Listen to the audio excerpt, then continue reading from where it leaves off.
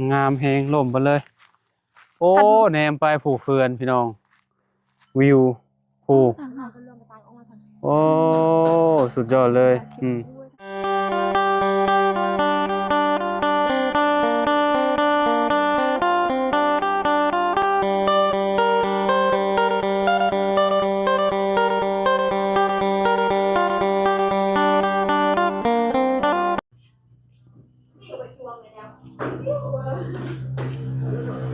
เอากราบสบายดีและสวัสดีเนาะพ่อแม่พี่น้อง FC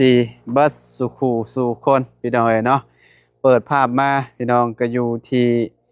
เฮือนพอตู่เริ่มเด้อบัดนี้เด้อเนาะพี่น้องหรือว่าเฮือนน้องลาน้อยให้แหละเนาะอ่า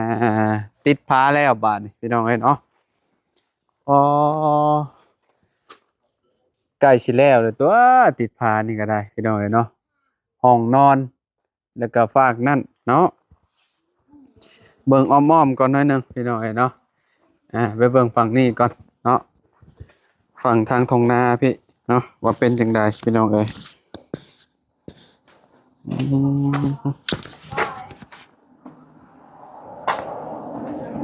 โอ้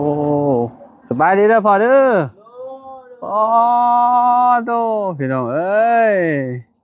สุดจัดเลยเฮือนประตูเริ่มนี่คักงามติดจังมื้อแล้วพ่อติดจังมื้อแล้ว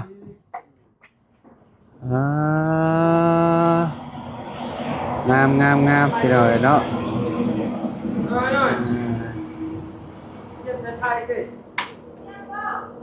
คักย่างไปเบิ่งสีใกล้ๆก่อนพี่น้อง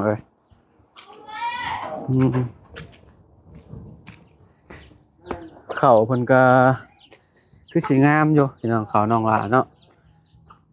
นี่เบิ่งด้านหลังพี่น้อง FC ก็ว่าสีมือพอน้องลาน้อยนี่โอ้คักว่าซั่นเนาะได้การเลยว่าซั่นโอ้พี่น้องสุดยอดเลยเนาะงามสีนี้เข้ากันเลยเนาะไปขึ้นไปเบิ่งเทิงหมู่บ้านนี่พี่น้องเนาะน้องลาเพิ่นก็อยู่เทิงพุ่นแหละกับน้องเฮง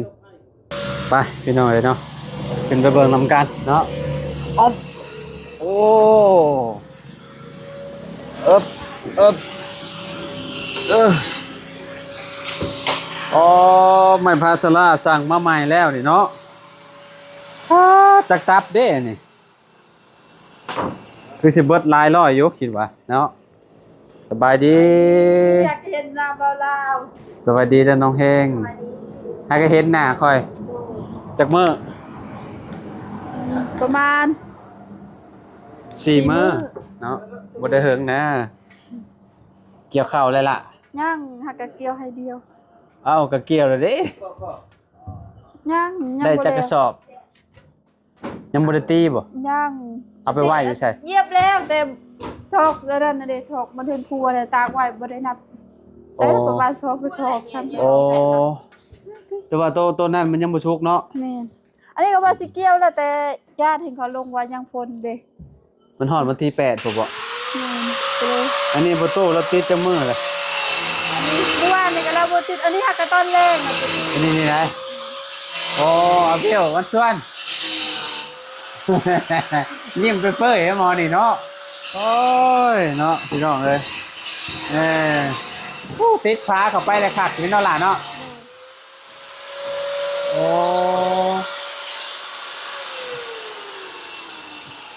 เจาะเห็นยังนะพ่อ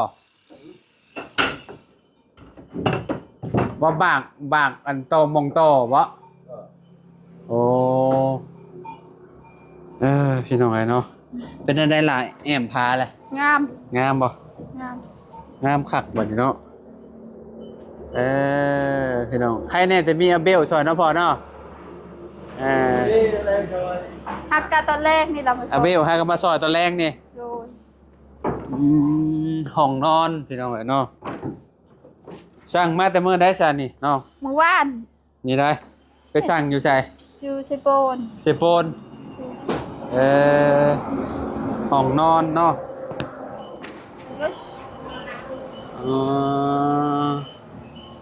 ห้องนอนเจ้าบ่นี่ล่ะอันนี้โอ้โหคือกัน เจ้าเอาห้องนี่บ่ เอาห้องนี้สบายเนาะเบิ่งทางเนาะ เอ้าคะแนนเจ้าอยู่ฝั่งนี้เจ้าก็เห็นทาง เจ้าอยู่ฝั่งนั่นเจ้าก็เห็นภูเขาแม่นล่ะว่าเนาะเฮง ทางใดก็ ถ้า ได้ เป็นเจ้าเจ้าสิเอาห้องได้เฮง ของนี่นะ ห้องนี้บ่ไว้คอยผู้บ่าวบ่ บ่เอาอยู่เอาห้องนั้นเฮา แต่ว่าข้างล่างมันกว้างกว่า แม่นห้องนี้มันโน่นเด้มันอึดอัด แม่นคะแนนเจ้าเอาห้องนั้นมันก็กว้างมันก็แบบเจ้าก็ใส่ได้หลายอย่าง แม่นเฮามักห้องกว้าง อืม แต่ว่าข้างล่างสบายกว่าเพราะว่ามันกว้าง อืม เชิญได้ดีอันนี้ ห้องนี่ก็ สบาย ก็ใส่ได้อยู่เตียงนอนคันว่ามีเตียงนอนบ่ นายคือคานายและเกินคือ ใส่เตียงนอนนี่ก็เต็มไปแล้วนี่ แม่เนาะคัน เนาะสมมุติว่ามีเตียงนอนหั่นนะ คันมีเตียงนอนคือสิดี อืมมันก็สิแคบนั่นน่ะพี่น้องเอ้ยเนาะ กันย่า ใช่น้องกันยาแม่เพิ่นพาอุ้มต่างหมอกอยู่หนาวเลยพี่น้องเอ้ยเนาะอากาศ สงบแล้ว จะแงดแล้วหนาวแห้งบ่แบบได้ล่ะ สงัดลึ สะแงดลึ เข้ากับสุกแล้วบ่ได้ลงเบิ่งหน้าเลย โดยพอเมื่อบ้าน หักกะมา เอ้าเฮาหากนมาหากนมาเมื่อวานนี่ โอ้ประตูเริ่มแล้วจะลงเลยพี่น้องเนาะมาใหม่แล้วพอเมื่อจนมาใหม่แล้ว อันนี้ห้องนอนเนาะไอห้องใหญ่ตัวนี้พี่น้องเนาะกำลังว่าชื่อว่าห้องโถงโอ้อันนี้ใหญ่แฮงเนาะ แม่น โอ้ ห้องนี้น่ะใหญ่ ได้การเลยห้องนี่เนาะวิวทัดวิวทิวทัดพี่น้องเนาะโอ้สุดยอดเลยโอ้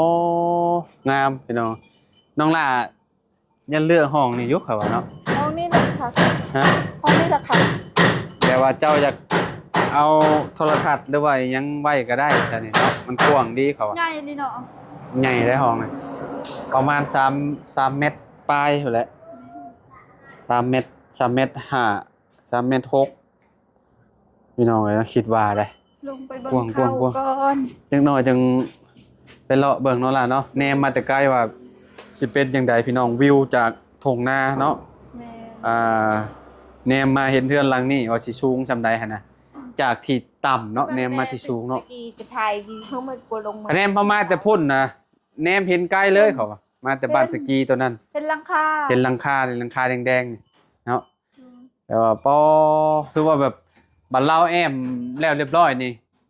แห้งชีขึ้นแล้วพี่น้องนะแห้งชีงามเนาะคิดว่าขึ้นเดือนใดล่ะประตูขึ้นเดือนใดพอก ดมันต้นก่อน หาเงินก่อน หาเงินกดมันต้นก่อน ขึ้นเดือน จะ สองบ่ โดยกดมันต้นแล้วก่อน เดือนสองแล้วจะงามเนาะ แม่นโดยอีกอย่าง เพ เขา ราะว่า เจ้า เดือนคู่เด้ อีกอย่างเขาเจ้าผู้มาขึ้นเฮือนกับมีเงินเด้เขาเจ้ากดมันต้นเขาเจ้ามีเงิน ก็จะสิซอยหลายวะล่ะ แม่นเขาจะซอย เออ เดือนนั้นแหละเขา ความ เจ้า คิด ซอ ดี ย ความคิดดี แต่ว่าเขาเจ้าซอยลายเดี๋ยวขึ้นเดือนนี้นะเขาเจ้าบ่มีเงินเขาเจ้าก็ซอยน้อยครับบ่มีเอาวางอยากได้เงินได้ ขึ้นเฮือนนี่ต้องมีอาหารการกินให้กับเจ้ากินเด้อเนาะ แม่น เพราะว่าคนน่าสิเบิดบ้านแล้วก็ญาติพี่น้องของพ่อน้องหลาน้อยอีกประตูเลิมนี่คือสิมาหลายอยู่คิดว่า เพราะว่าพี่น้องเรานี่หลายแล้วว่ะพี่น้องเอ้ยเนาะมองนี่ก็เป็นเกยมองนั่งเย็นพี่น้องเอ้ยเนาะโอ้สุดยอดเลยนี่เนาะมุมดีอีหลีเฮือนนี่พี่น้องเอ้ยเย็นจ่วยๆ พั เนาะ กรีวิวเนาะ งามเนาะล่ะเนาะ แม่น ฝั่งนั้นก็เป็นภูอีกแล้วพี่น้องภูเขาเนาะเฮือนน้องลานี่อ้อมไปด้วยภูเขาพี่น้องฝั่งนี้ก็ภูเขาฝั่งนั้นก็ภูเขาเนาะงามแนมก็ได้เนาะไปลงไปข้างล่างพี่น้องเอ้ยเนาะ เดี๋ยวน้องเพลง เป็นอะไรแม่งามบ่งามเนาะคักสุดยอดเลยเนาะบ่ติงเลยบาดนี่เนาะโดยใช้อันน้องเฮงผู้ลงไปคือว่าสูงคักเนาะ สู้ก็เลยเขาเบิ่งเต็ม สูงเนาะเวลาเฮาแนมลงคือว่าสูงเนาะพี่น้องเอ้ยเนาะเวลาเฮาลงไปก็ธรรมดาก็บ่ได้สูงเฮงตกตกใจเลย โอ้มันไหลพี่น้องเอ้ยเนาะโอ้ย โอ้กระกุมล็อกแล้วได้ มาเบิ่งด้านหลังบัดนี้เนาะ น้ำเสียหน่อยจากมัน ไปจะเอาบนเตียงกระป๋องนี่ตะกายกินเลย งัวเจ้าจักโตล่ะ 3 โต 3โตบ่ โดย อื้อหือข้าวเพิ่นนี่บ่ได้ย่างใส่ปุ๋ยอาหารไอ้อันน่ะหลายพี่น้องเอ้ยเนาะแบบว่าอันน่ะสารอาหารมันหลายเนาะอยู่ในดินปุ๋ยนี่บ่ต้องห่วงเลยบ่ต้องใส่ปลอดสารพิษล้วนๆข้าวโอ้ขนาดเราบ่ได้ใส่ปุ๋ยเด้อนี่พี่น้องเอ้ยเนาะ ปีนี้บ่ค่อยงาม ปีนี้ขนาดว่าบ่งามแล้วนี่เนาะ น้ำท่วมเด้คันน้ำบ่ท่วมนี่คือสิงาม มีหยังอันนี้ซะเฮ็ดหยังใส่ เร็ว อยากหนู แฮวดักหนูบ่นี่ แม่น ห่วย ดัก มี หนู ไก่มานี่สิบ่เรียบร้อยบ่ อักกะตัวนี้เกี่ยวแล้ว อันนี้บ่ชมเจ้าเกี่ยวน่ะ แม่น อ๋ออันนี้ก็งามเนาะ งามแต่มีแต่หญ้าเนาะ โอ้เราตัดนี่หญ้าแถวข้างหน้าเนี่ยเราเฮ็ดพุประตูเริ่มนี่ขยันน่ะลิโอ้มันก็ใกล้มันสุกพอเกี่ยวแล้วนี่เนาะ แม่ พอหลอบไปฮอดพุ่นละ ตัวนี้งามด้วยเนาะ โอ้ ทางแห่ง นี่น่ะ ตอนนั้นกับตอนนี้แตกต่างกันแฮงหลีนี่ โอ้ทางนะเหรอ โอ้งามแฮง ปี หลี กายนี่ล่มหมดนาตัวนี้นะ กันไหนเหรอเด้อ ข่อยว่าตอนแรกๆข่อยว่าสิได้กินอยู่ อะไร บ่ ฮอดด ข่ อ อก ว่า เนาะ วันนี้นะว่าโคตรงามเลยพี่น้องเอ้ยเนาะ งามดีเนาะ ก็สิว่าจังได๋จะสิใส่คำหยังปุ๋ย นั่นแหละตอนนั้นเบาลาวว่าชุมเจ้าคือใส่น้อยเทเดอันนี้เด้ อ่ะ ตอนดำมันเด้ เออ มันสิออกมาแล้วมันสิใหญ่เด้ต้นมั โอ้ นเด้นั่นโต ธรรมชาติดีเหรอแต่ว่าให้นี่บ่งามเนาะ แม่น บ่ ปี งาม กาย บ่ นี่ ได้ ให้นี่ก็งามปีกายนี่ เพราะว่าเราปรับใหม่แล้วว่านี่น่ะ แม่น โอ้มันเป็นนาใหม่ตัวนี้นาเก่านี่ นี่ เฮาเกี่ยวก็ไว้เนาะ โอ้ เดี๋ยวอ๋อทางกะ ตอน บ่ได้ใส่ ตอนดำคือว่าห่างๆหนึงล่ะ แม่น ว้าพี่น้องเอ้ยเข้ายังอันนี้ เฮา ห่วงเพิ่น กี่เดือนน้องเบาลาวไปห่างเด้ตอนให้ดำแม่ ค่อยว่าห่างค่อยว่าจุมเจ้าคือดำห่างแท้ว่ะบัดพอมันออกมาพี่น้องเอ้ยเนาะหม ปี กว่า กายนี่งามแท้งามว่าบ่ได้น้ำท่วมเด้ เบิ่งเอาพี่น้องมากมันเนาะได้หลายกระสอบอยู่นี่คิดว่า สุดยอดเลยเขา เอาไว้นะบ่ตัว ปองามแฮงอีหลีเนาะ เด้งเด้เอา อ๋อ ขี้ให้เบิ่งตัวกระ พ โป อ รง เกี่ยวบ่เลยเนาะล่ะเนาะ แม่น เกี่ยวได้แล้วสำนี้พี่น้องเอ้ย ว่า เนาะ สิเกี่ยวแล้วดีแต่ย่านพ่นเด้ อืมหอมพี่น้องเอ้ยเนาะ นายดำนะนะ อันนี้จนล่ม โคตร เบิด อ เนาะล่ะเนาะ ด้ มึงแน่ผู้พี่น้องมันงามแฮงล่มไปเลย โอ้แนมไปผู้เฟือนพี่น้อง วิวผู้ โอ้ สุดยอดเลย ทั้งแกค่ะ วิวทงหน้าคักเกี่ยวจังมื้อนี่ ประมาณ3 มื้อพุ่นละ 3มื้อบ่ 3-4 มื้อละ เจ้าเฮงเกี่ยวเป็นบ่เขาเป็นเนาะแล้วเขาบ่เป็นข้าวเตี้ยนะนี่นะข่อยฮู้แล้วว่าใส่ข้าวเตี้ยอันนี้ข้าวเตี้ยคือบ้านเฮาพี่น้อยเนาะ เด็กโปรเลยปุ๊บ ข้าวเตี้ยเพราะว่ามันเป็นเดือน11ข้าว11นั่นนี่ เนาะ กลัวอันไหน ข้าว11แต่ว่าฝั่งนี้นี่กำลังเนาะ มีชุก อันนี้ ต่างกั อันนี้ เาะ ตัวนี้ยังบ่ชุกก่อนยังเกี่ยวบ่ได้ตัวนี้เพราะว่ามันสิเกี่ยวได้แต่ฟางนั่นเนาะผู้ฟางนั่นฟางนี่ปะนี่ปะเมนกรทงนั่นยังบ่ชุกบ่ใช่เพราะว่า คือ มัน กัน พร้อม แบ มั บ น นี้คือกัน มันพร้อมกันกับหม่องตัวดำอันก่อนโมเมนต์ที่ละ พร้อมกันสำนี้คือกันอยู่พุ่นกะแต่มันบ่งาม บ่งามเนาะ อ๋อคันนำบ่ท่วมนี่เขาว่างามหมดเนาะ งามเนาะฝั่งนี้เนาะงามพี่น้องเอ้ยเนาะสุดยอดเลยโอ้งามเกินบ่มีกบบ่ บ่มี ฮะ บ่มี เป็นอะไรนะสาวมาแล้ว มาแล้วคือเก่าหั่นแหล้วอาการกะ ยังบ่หาย แม่นไปทำตายทั้งเป็นนั่นแหละนั่งบ่ได้นี่เด้ ตอนนี้ เว นะ ลาแม่น เอ้า คันสิว่าเพิ่นจะกินข้าวเขาต้องเอาลูกเพิ่นเด้เพราะว่าเพิ่นยืนบ่ได้นั่งบ่ได้ลูกเองบ่ได้เด้ ตอนนี้มีแต่นอนอย่างเดียวนะ แม่นตากระเลืองจ้อยอะไร อื มีแต่กระดูก คนเป็นตับเนาะ แม่น แม่นบ่ ตับแข็ง ตับแข็งบ่ ดู เออโรคตับนี่รักษายากพี่น้องเอ้ยเนาะ เพราะว่าคือว่าเราก็บ่ได้กินพวกอันนั้นอันนี้เนาะ นี่ เรากินของดิบหลายบ่เลยแนวใด บ่เราบ่ได้กินเลย แต่ว่ามันจำเป็นเนาะ แม่น เกี่ยวกับตับนี่สุดยอดแหละพี่น้องรักษาเนี่ย โอ้คักอะลีเวลาเกี่ยวข้าวนี่เบิ่งทางแน่ อืมมุมนั่นเนาะคะแนนต้น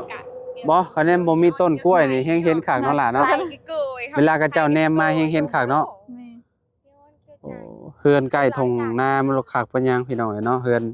น้องหลานน้อยนี่พอคักคือสั่งบ่แม่น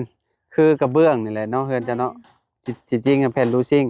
พี่น้องอยู่ฝั่งไทยก็มีเพิ่นว่าพี่น้องฝั่งไทยว่าแบบนี้เลยเวลาฝนตกมา จะออกผู้ให้ตา มันก็บ่ดังเพิ่นว่าเนาะมันดังบ่เวลาฝนตกมาหั่นล่ะ จักได้เฮาบ่ได้ยินเฮาได้นี่เฮาได้ยินน้องไผเฮาเว้าว่าเวลาดังแห้งนี่เราได้ยินเด้ มันตกโคบๆแล้วมันดังบ่ เวลาฝนตกน่ะบ่ ฝนตกจักบ่ได้ขึ้นมาเฮือนพี่ เออ จะมีละเอียดปัญหาล่ะ หัว ไป ให้ตา ๆยังอ้อมมาพี่ หัวให้ เนาะพี่น้อง ละเอียดแม่ตาดำ โอ้น้ำนี่เนาะน้ำห้วยยังหลายอยู่เนาะน้ำห้วยเนาะ แม่ ปลูกไปเบิดเลยกล้วยชุมเจ้าเนาะแล้วนี่ก็มีข่าบ่อันนั้น นี่ก็ ค่ะ แม่น ฮะ อะตอกโตให้งะ มันยังอะตองหมุนเข้าไปยังน่ะละ เบิ่งหน่อไม้อายุ มันเด้ทำไมแหนงมัน ทำไม อ๋อคอยสิออนแต่เข่าอันนี่แหละพี่น้องนะแรกๆคิดว่าสิชุมเจ้าสิได้เกี่ยวจะบ่วะว่าแล้ว คัก ว่า อันนี้น้ำห้วยก็ติดนี่ บัดน้ำท่วมก็กินง้ออีกติ แม่ แต่หญ้ามันขึ้น บ่อึดหน่อไม้อย่ากินหน่อไม้ก็บ่อึด ต้นไม้ก็เต็มอยู่เนาะผมต้นไม้ไผ่พี่น้องก็ผมแม่นมาเลยเนาะก็คืออยู่แต่ฝั่งนี้ก็ นายอ๋อลูกเนี่ยผัว โอ้ อ้าว ตัวนี้งามกว่าหมู่เนาะ แม่นงามแฮงนี่ตัวนี้สิมือข่อยก็มีได้นะให้นี่ข่อยก็มีชวนคือกัน แม่นตัวนี้นะตัวนี้แหละ นี่ อายค่อยไปดำตัวนั้นนะเขาจับปลาคอเด้ พูดถึงว่าเสียแล้วว่าเนาะ คุณจับปลาคอตัวนี้แหละ นี่ ตัว แหละ นี้ พี่ แห น้ ละ องเอ้ยหน้าให้นี่แหละธงนี่แหละที่ว่าเด่นหน้าข่อยจื้อได้บ่มาล่มน่ะ เอาแม่นแล้วมองข่อยดำแล้ว บ มัน น ล่ม เราดำแล้วลมหมดเลย ล่มบ่เลยมันงามแฮงพี่น้องเอ้ยเนาะเอออันนี้ล่าอ้ายจำได้ว่ามองอ้ายดำเลยนะ แม่นบนนั้นแหละไอ้ดำนะ อืม เป็นบนที่งามชุด เดี๋ยวก็นี่แถวนี้นี่แถวมุมนี้นี่อันนี้แหละเนาะมีมุมนี้ไปหาพัดลมเนาะมองข่อยดำเนาะ แม่น มันงามเกิน เออ สุดยอด งามเพลงพี่น้อยเนาะหน้าให้เดียวนี่ได้เข่าลายเลย พี่กายนี่จนเมื่อยมันลมหมดมันนอนหมด เกี่ยวบางลายมือจังแล้วติ แม่นพี่กายดิวู้ ปีนี้มันสั้นจบลบอยู่ใครเนี่ยเนาะเวลาอันเฮาเกี่ยวนี่ไวได้พี่น้องเข่าบ่ล่มนี่ก็ยอมรับอยู่ว่าเข่าบ่ฮู้ว่าเข่าพันธุ์อีหยังประตูเริ่มเราใส่นี่พี่น้องเนาะ งามงามงาม งามมากก็คือแบบสังล้างอยู่มากมันพี่น้องเนาะมิดผลนี่พอดีเลยเนาะอีกบ่กี่มื้อพี่น้องเนาะอีกบ่กี่ อั มื้ น อ นี้ก็วิทย์พลว่าสีพากันเกี่ยวเลยล่ะนี่ สิเกี่ยว อันตัวนี้นะยังเนาะล่ะเนาะ แม่น ตัวนี้มันยังเขียว ตั อ ว ยู่ ใดสุก มา มาเกี่ยวเลย ตัวใดสุกกับผู้แถวด้านเทิงเกี่ยวได้ เสียเวลายานพลอีกเด้ เดี๋ยวกู้อีกนี่งานเข้าอีกนี่เนาะ แม่ แต่ว่าหน้าให้นี่ก็งามนี่เนาะ แม่นปี อัน นี้ ก็งาม พี่กายบุญเด้บุญที่มีจักผู้เสียวเด้ผู้เสียวพ่อน้องนี่เด้ผู้เสียวน้องเด้มีจักเพิ่นแล้วเพิ่นเอาไว้พี่เด้อเด้ พี่น้อยเนาะเบิ่งข้าวน้องล่ะตอนแรกๆคิดว่าสิบ่ได้เกี่ยวได้หยังซะดอกเนาะแสดงว่าหน้าวันนี้งามแฮงอีหลีเนาะสุดยอดหน้าประตูเริ่มพี่น้องข้าวเฉพาะน้องหลานน้อยเพิ่นจังว่าได้4-50กระสอบพี่น้อยเนาะมันงามแบบนี้นี่เอง พี่กาย อันนี้ก็ได้ฮอด2กระสอบพุติละ แม่นตัวนี้บ่งาม นะครับมันก้าเป็นน้ำก้าเนาะก้าน้ำท่วมก้าบ่น้ำท่วมเด้อจำจริงงามคือแบบนี้โลดนี่เพราะว่าก้าบ่ได้ท่วมน้ำบ่ได้ท่วมก้าตัวนี้เนาะท่วมแต่ว่ามันบ่ได้ตายนะ แม่ มันเป็นก้าหวานใหม่เนาะ หอมมะลิขะแยงนี่ ผักกระแยงก็มีพร้อมอยู่ในนาเราแกงหน่อไม้นี่เนาะเนาะก็อยู่แถวเซโปนก็มีเนาะผักกระแยงเนาะ มันเอาแต่นั่นเพื่อนพี่น้องอยู่เมียงก็จุ่มค่อยไปอยู่เรือนเขา เขาเอามาให้เด้ เอามาหวานเลย แม่น เออ ก็เลยเป็นคูปี้ อืมเนาะเอามาหวานไว้เนาะล่ะเนาะ โอ้ย ก็บอกเอาผักกะแยงเวียดทานมาหวานไว้นี่ แยงนี่แหละหอมสุด เนาะผักกะแยงลาวเฮานี่เนาะหอมเนาะพี่น้องเอ้ย อันไหน ป้า อันไหนซื้อ บ่ได้ลงต้อนบ่ บ่ เออสุดยอดพี่น้องงามเนาะไปใช่ไปพี่น้องเอ้ยเนาะลำลาแล้วเด้อพี่น้องเด้อเนาะผู้มึงแน่เพื่อนน้องหลาเพิ่นก็ได้เนาะสุดยอดแล้วเนาะงามอ้อลึพี่น้องเอ้ยเนาะ สบายดีเด้อ ไป FC อยู่ดีมีแฮงเนาะบ่สุขทุกคนพ้อกันใหม่บัดส่วนเด้อพี่น้องเนาะ